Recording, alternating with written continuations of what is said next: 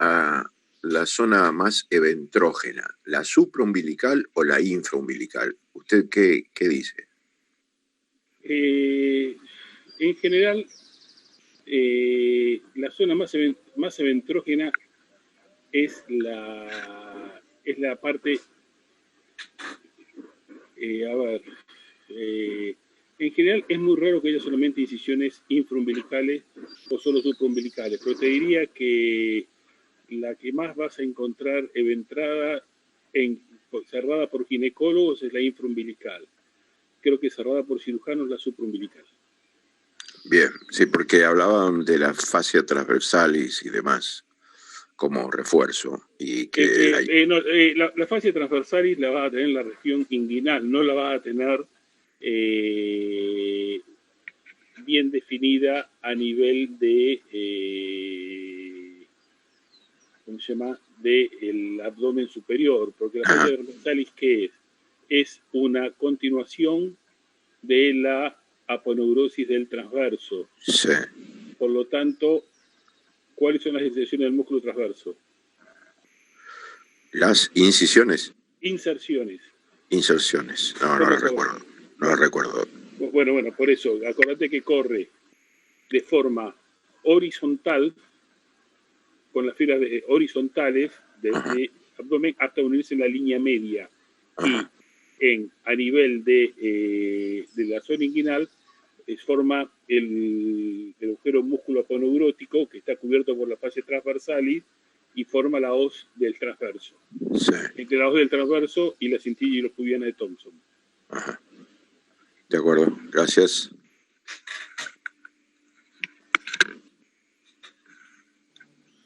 ¿Alguna otra? Tengo una duda sobre litiasis coledociana. Sí. En cuanto al tratamiento, yo entendí que la litiasis coledociana se puede generar, o sea, puede ser primaria o secundaria. Primaria sería cuando el cálculo se va a formar dentro de lo que es la vía biliar. Espera.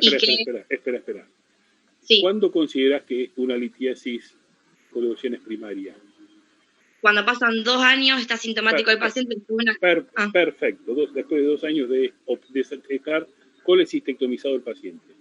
Claro. Bueno, en ese caso, ¿el tratamiento cuál sería? ¿Se hace la CPRE? Porque yo tengo en cuenta que depende de la clínica también del paciente. O sea, porque el cálculo puede quedar impactado, generar puede dar una pancreatitis, puede dar una colangitis. Exactamente. Entonces, esa es mi duda. O sea, ¿cómo lo manejo ese cálculo? Ese cálculo lo vas a tener que sacar en algún momento, no va a tener otra opción. En general, lo ideal es sacarlo por una colangiopancreatografía retrógrada endoscópica y eventual papilotomía. Claro. O sea, si el paciente tiene una colangitis, tengo que enfriar el cuadro. O sea, no. La colangitis es casi una emergencia quirúrgica. No se enfría el cuadro, tenés que rápidamente drenarlo. Acordate que tenés pus y el pus debe ser drenado. Claro. Disculpe, cuando uno PRI no hace una... Te escucho mal. David, te escucho mal. ¿Escucha? Ahí, a ver ahí. Cuando se hace la CPRE, sí. ¿No se hace una papilotomía para ingresar, digamos, las guías? Muchas veces no. Lo que pasa es que ya con el advenimiento de la colangioresonancia de alta resolución, se dejó de utilizar la CPRE como diagnóstico, se usa como tratamiento. Y ahí es cuando le hace la papilotomía. Pero digo, si, por ejemplo, en un paciente en el cual no tiene vesícula, tiene una litiasis coledociana, o sea, se supone, porque se hace una ecografía, sale dilatación del colédoco, sí. Más de 7 milímetros, entonces se presupone que hay un cálculo.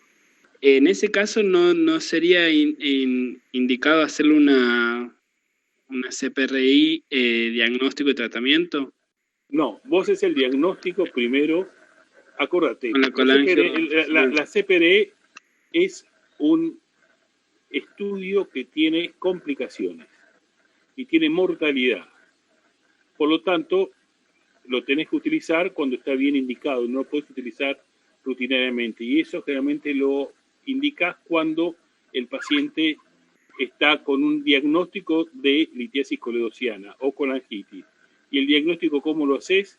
Con una ecografía que veas la litiasis coledociana, que ahí directamente bárbaro, le indicas la papilotomía, o con una colangioresonancia, que ahí le indicas también la papilotomía. Bien, muchas gracias. ¿Entendiste, David? Sí, sí, y la papilotomía es endoscópica. Lógico, lógico. La papilotomía quirúrgica ya pasó a ser algo histórico. Bien. Una pregunta, la pancreatitis como complicación de la colangio, sí. ¿Es porque el contraste ingresa con alta presión al conducto de Wilson? Y aparte, acordate que muchas veces también puede llevar, el contraste también muchas veces es sumamente irritante. Por lo tanto, ahí también podés hacer la pancreatitis aguda. Por las dos razones. Profe, otra consulta le quiero hacer. En los tumores periambulares, sí, yo tengo que, cuando está la enfermedad está localizada y el tumor es resecable, perdón, quise decir eso, es resecable, se hace la cirugía de Whipple. Después, cuando es de tipo borderline, ¿qué se hace? Yo tenía entendido que se hace la neoadjuvancia y después como que se veía, dependiendo cómo evoluciona el tumor. Pero no sé, me queda ahí en el medio eso que no sé qué. Normalmente, si vos tenés algo que es borderline, no le vas a hacer neoadjuvancia. ¿Entendés? Porque vos, la neoadjuvancia es cuando ya tenés algo confirmado de que es algo maligno. Claro. Por lo tanto, lo que vas a hacer es muy sencillo. Si es un tumor chico y es un paciente de bajo o de alto riesgo, lo que podés plantear es hacer una ampulectomía. Sí. Si no, digamos, si sería un T1. Si no, si ya tenés invasión, le plantea una neuropancreatectomía cefálica.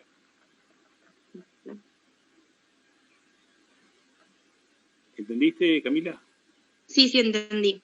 Vale. Y a los irresecables se hace la derivación, o sea, una cirugía paliativa. Hacer la derivación, o si podés colocarle un stent, mejor todavía. Listo, gracias. Profe. Sí.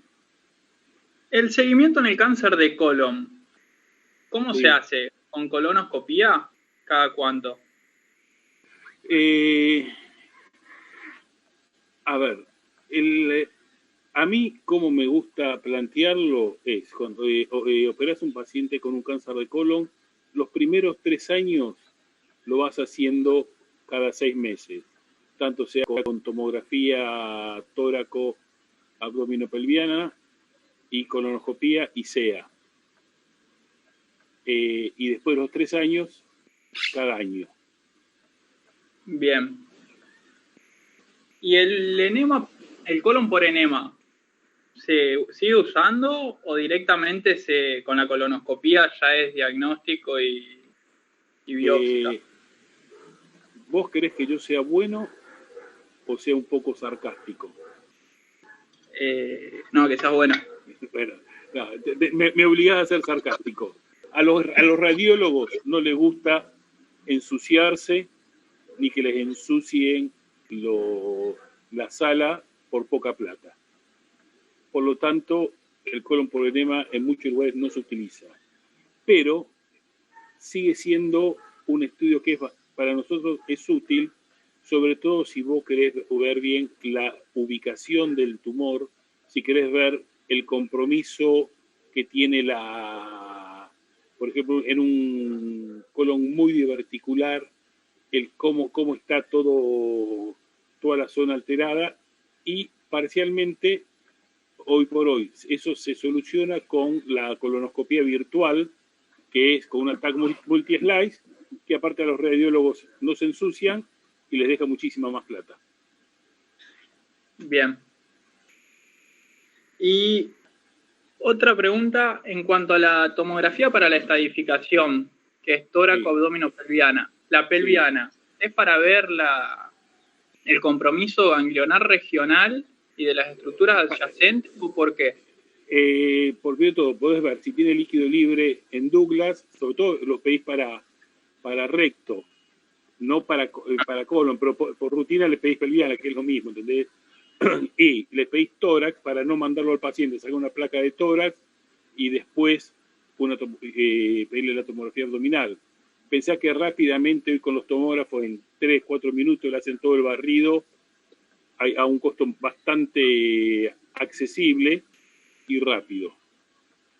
Pero en recto lo pedís también para ver si tenés adenopatías en mesorrecto, cadena ilíaca, pero también, acordate que en recto siempre tenés que pedir una resonancia con protocolo de recto, que vas a ver todavía mejor las adenopatías. Bien, bárbaro. Muchas gracias.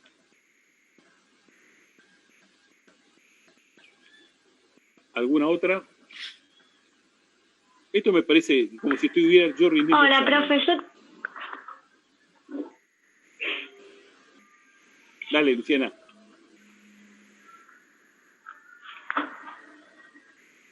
Yo tengo dudas sobre hernias. Dale.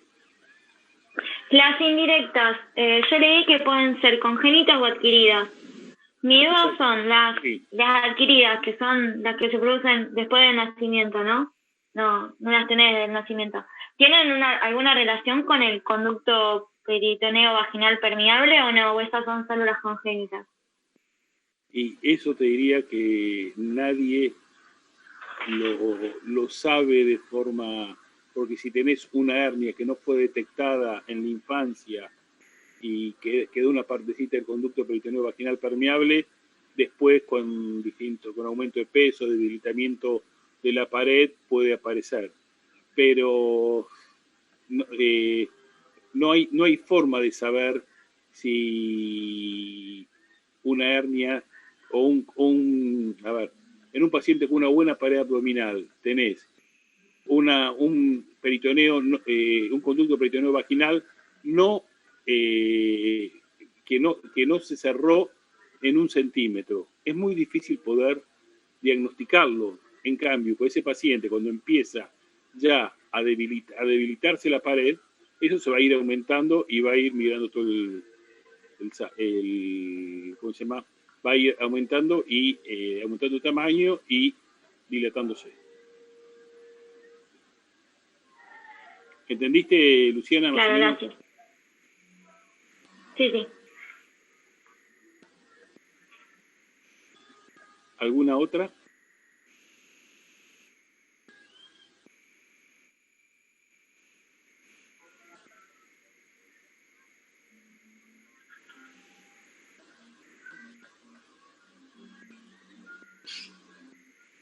Bueno, están todos preparados para rendir entonces. Yo voy a tomar el jueves a las 8 de la mañana. Así que, si les toca.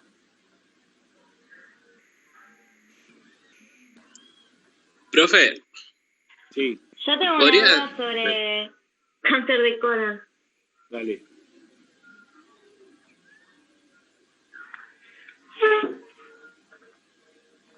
Dale, Luciana.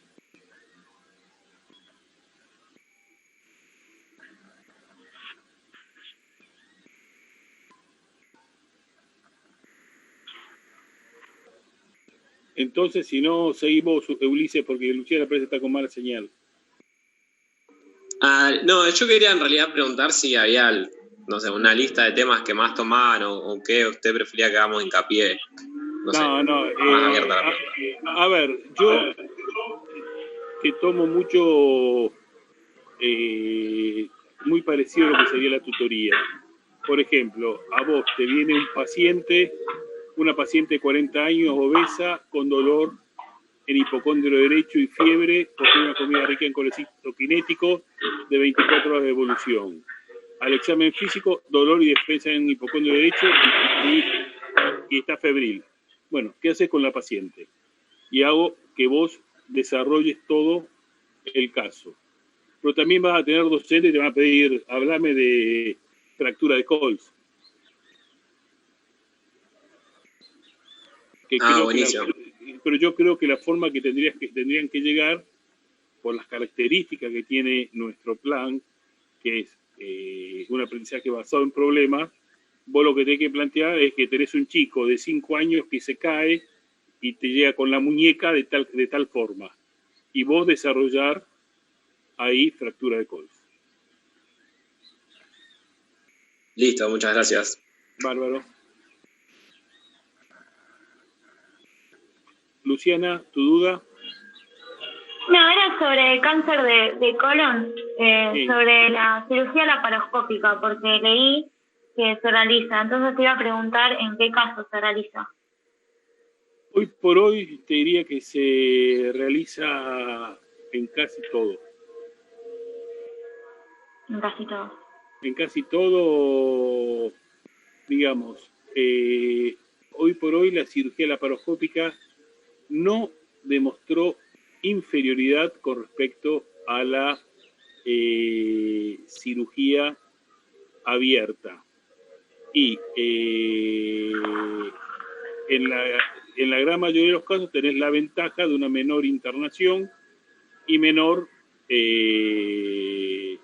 internación y menor tiempo, menores incisiones, igual tiempo operatorio, y un índice de complicaciones similares y un pronóstico a mediano y largo plazo igual que la cirugía abierta. O sea que por la laparoscopía se puede hacer la colostomía izquierda, derecha, la derivación, Colectomía. colectomía.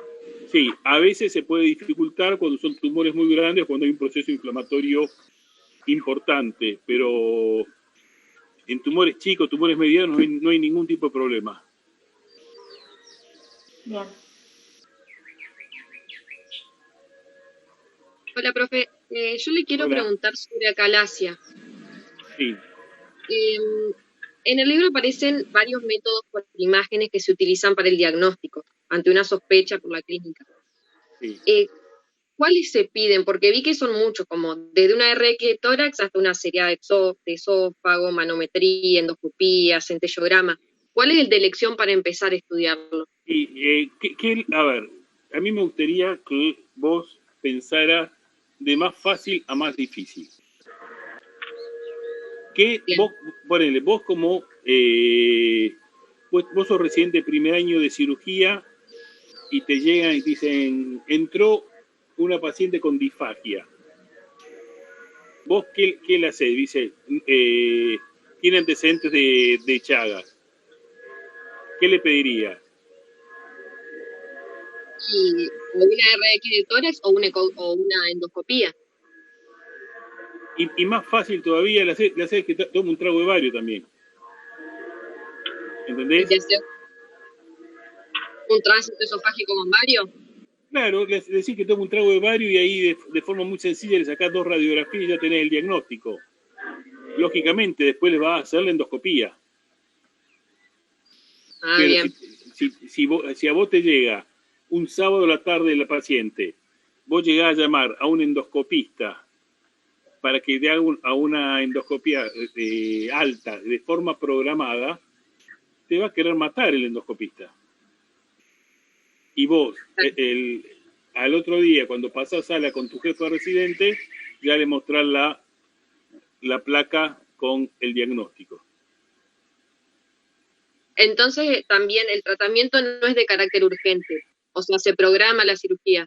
Lógico, es una cirugía, no es una acalasia, bajo ningún punto de vista, es para operarla un sábado a las 3 de la mañana.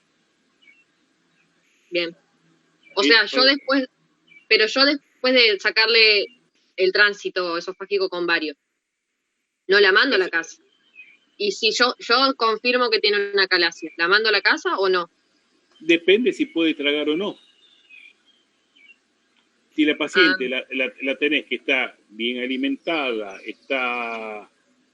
o no está muy desnutrida, porque si está muy desnutrida vas a tener que plantear hacer o una yeyunostomía o alimentación parenteral para después poder plantear una cirugía.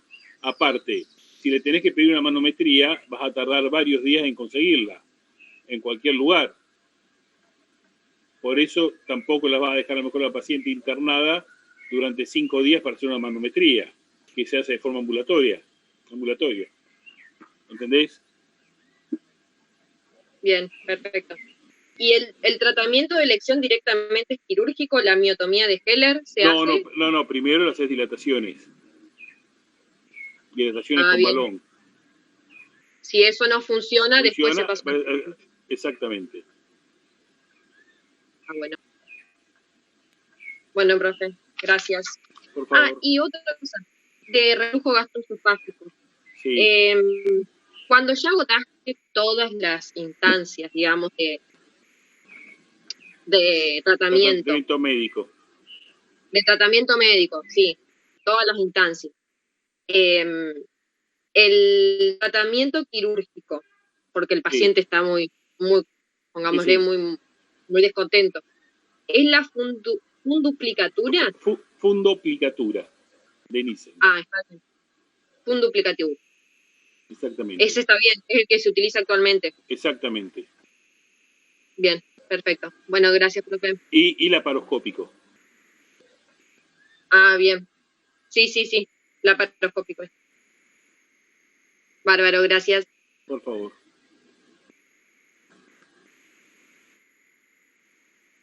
Yo espero que si me toca tomar el examen a alguno de ustedes, los pueda pasear por donde me pasearon a mí en todo el día, los 2 días.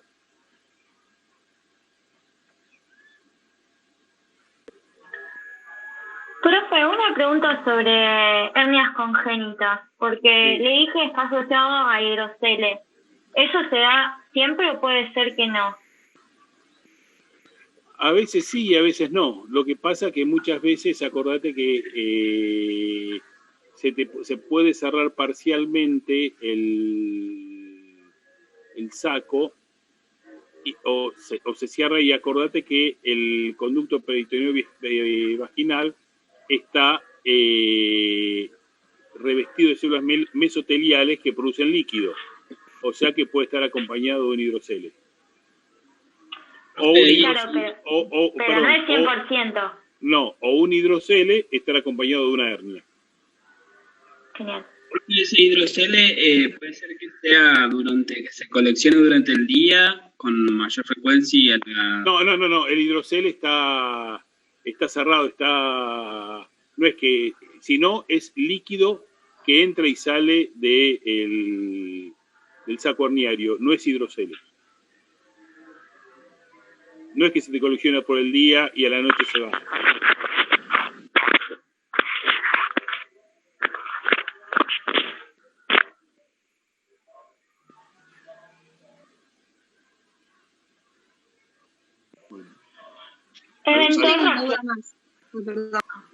No, pregunta.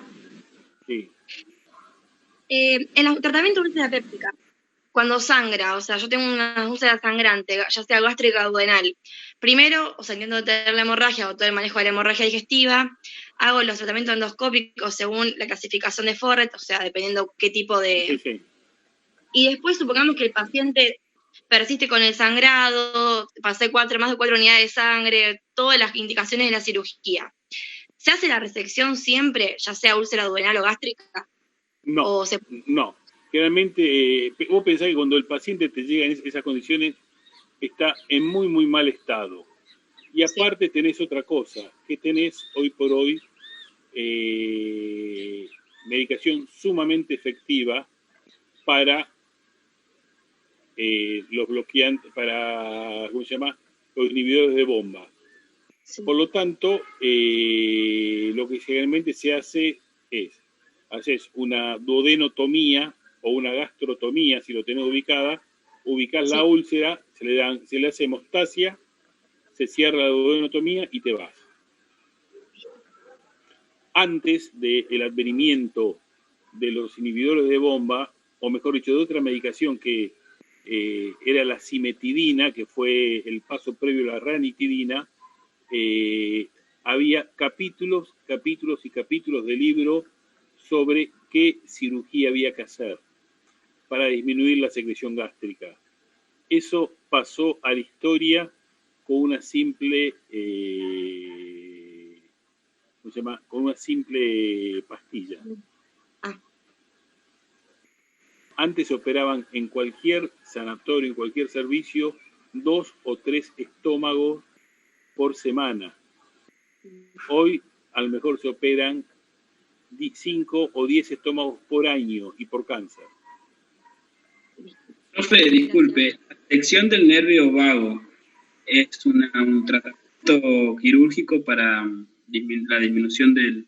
Exactamente, había vagotomías, la vagotomía troncular, la vagotomía selectiva y la vagotomía supraselectiva. Tenías nervio, la pata de ganso, que eran los nervios motores, tenías el nervio killer de Grassi, que era un nervio que si dejaba alto en la vagotomía supraselectiva iba a fracasar. Esto es historia de la medicina. Es lo mismo que, que estemos hablando de sanguijuelas prácticamente. Ya no existe más. O sea que la vagotomía no se hace más. No se opera la úlcera. Ya no se operan más. O sea, con el tratamiento prolongado, con, por ejemplo, omeprazol, o sea, inhibidora de la bomba de protones, es lo que haces.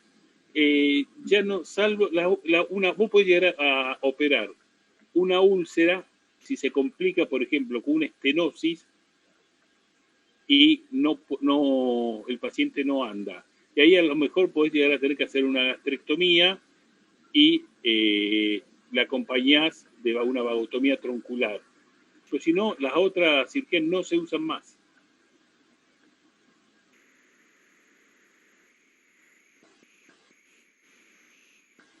Tenés medicación muy buena que soluciona el problema. Una toma por día, con poco efecto indeseable, accesible.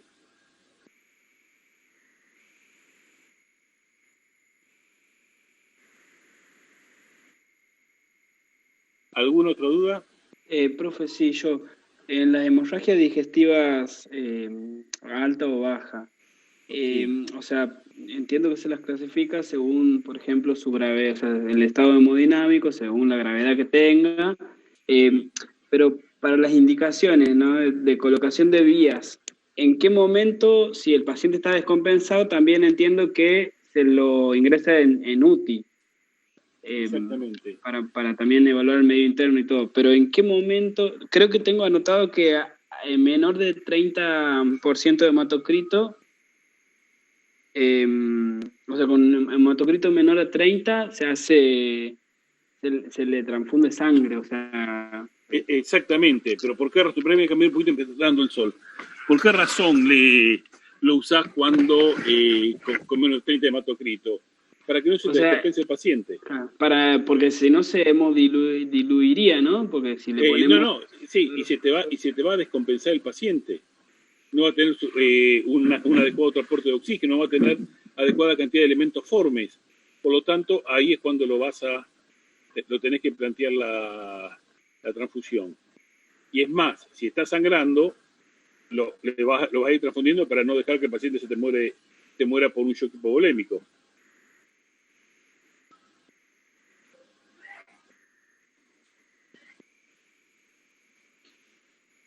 ¿Entendiste? Sí, yo lo que entendía era, o sea, lo que había escrito acá en un apunte era que como si uno le administra fluido desde el ingreso, pero el paciente está descompensado, está con una hemorragia activa, en algún momento se hemodiluía y perdía los factores de la coagulación, perdía así toda esa capacidad de transporte de oxígeno. Y perdés todos los elementos formes, por eso llega un punto que lo tenés que transfundir.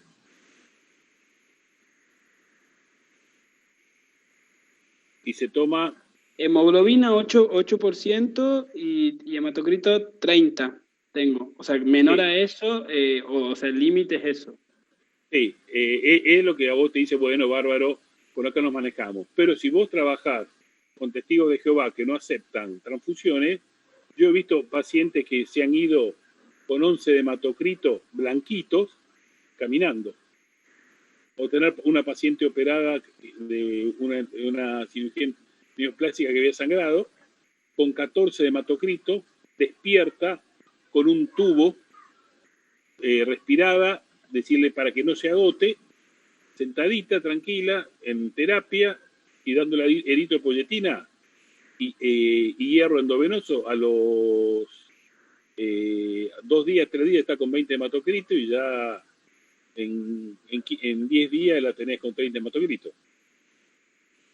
No están tan equivocados con el manejo de la sangre los testigos de Jehová como uno creía en su comienzo. No por razones científicas, sino por razones religiosas. Ellos, bueno, pero científicamente tienen su... Nosotros transfundimos mucho más de lo que hace falta realmente.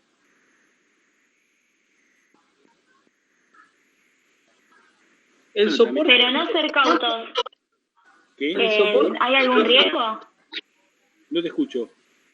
No, porque vos decís que se transfunde más de lo que hace falta, pero ¿es mejor ser cautos o no a arriesgarte? Es mejor cuidarte las espaldas vos.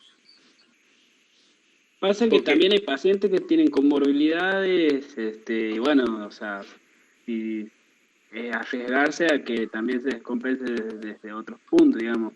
Sí, tisular, lo tenés que manejar vos, pero muchas veces, muchas de las transfusiones que hacemos, si vos me decís que un paciente va a hacer 1 unidad de sangre, te digo que la mayoría de las veces está mal transfundido. Porque le va a levantar 3 puntos, 4 puntos del hematocrito, no tiene mucho sentido. Si lo va a transfundir con 2, 3 unidades ya es otra cosa. Pero para que se queden tranquilos y se manejen de forma ortodoxa con menos de 30 de hematocrito, pensar la posibilidad de transfundirlo. ¿Y el soporte antes de la transfusión se hace con cristaloides? Con cristaloides, con coloide o gelatinoide. ¿Y cómo son las indicaciones, más o menos? Porque es muy, o sea, en la práctica, para sacarlo un poco de lo que... En la práctica, le colocás solución fisiológica o Ringer lactato y después le vas colocando todos los gelatinoides, Helfam, todo eso, que rápidamente le devuelven mucho espacio intravascular, mucho líquido dentro del espacio intravascular. Entonces, nosotros cuando hablemos de manejo inicial, por ejemplo, en casos de hemorragia y demás, lo primero que tenés a mano en cualquier lugar, que es un suero. Le colocás un suero. Después, si tenés gelatinoide, le colocás un gelatinoide. Y después, si ya tenés posibilidad de transfundirlo, si el paciente hace falta, listo, lo transfundís o le colocás se llama unidad de sangre, lo que sea. Bien, muchas gracias. Bárbaro. Profe, yo tengo la última pregunta para hacerle. En el caso de las varices esofágicas, sí, en el sangrado, o sea, la parte quirúrgica, serían las derivaciones de parto sistémicas, es una opción. Sí. Y después tenía anotado una cirugía de O'Reilly, algo así, no sé, no me entiendo la letra, porque lo copié en un seminario rápido y no sé qué es eso. De Warren debe ser. Ah, eso sí. Es un shunt espleno-renal distal. Ajá. Que se anastomosa la vena renal, la vena esplénica se anastomosa en la vena renal, que es para disminuirle el flujo. Pero eso también pasó a la historia. Hoy por hoy, salvo algún que otro shunt, ¿cómo se llama? Portocabo, muchas veces, si no, muchos de los pacientes lo van manejando de forma preventiva, ya con los tips, con las anastomosis intrahepáticas con como se llama, anastomosis, con stents intrahepáticos, justamente anastomosis por tocaba, con stent intrahepático, y muchos de los pacientes también van a trasplante hepático, siempre y cuando dejen el alcohol. Y la otra cirugía que a veces se hace y después se dejó de hacer es la operación de Sugiura, que era toda una desvascularización del extremo inferior del estómago y del extremo inferior del esófago y el estómago. Y realmente andaba muy bien, pero hay gente que la hace, gente que no. Claro, se usan los tips y después, como segunda alternativa, todas esas opciones pueden ser. Exactamente. Listo, Lo que gracias. pasa es que muchas veces el tips en agudo no lo va a poder utilizar. Por eso intentás con el balón o con la ligadura elástica. Claro, listo. Gracias, profe. Bárbaro. Así que bueno. Bueno, chicos, ya se nos va acabando el tiempo. Cualquier cosa, si quieren, le mandan a Belén. Para ella se comunica conmigo. Si quieren, la semana que viene, tiene alguna duda, nos reunimos un ratito más. Listo, profe, muchísimas gracias. Por favor, bueno, Muchísimas gracias. nos vemos. Buen fin de semana.